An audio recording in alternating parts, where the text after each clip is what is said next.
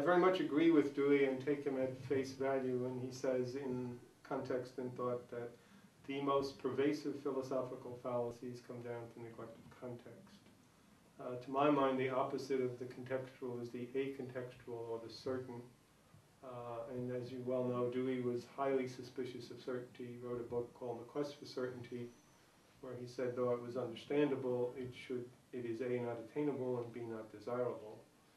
So I think Dewey was quite on the money when he suggested that all discourse takes place within a context, within a situation.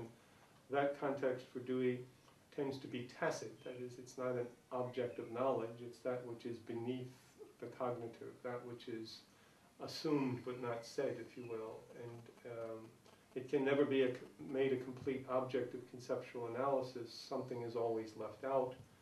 One thing that Dewey says in this text is that should teach philosophers some humility, that their answers to issues are always going to be partial, incomplete, and essentially so because they're situated within a context.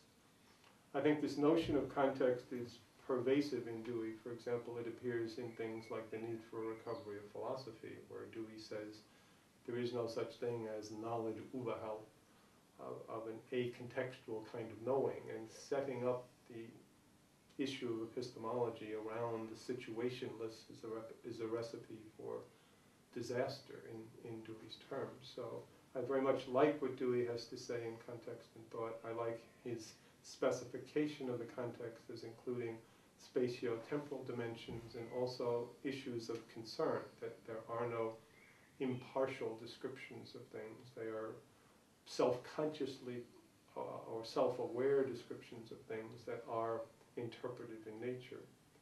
As I read Dewey, symbols are interpretive, but they take place within a wider kind of context or situation. So I have been very influenced by Dewey's statement that the most pervasive philosophical fallacies come down to neglected context. Sometimes Dewey is accused of being too wordy.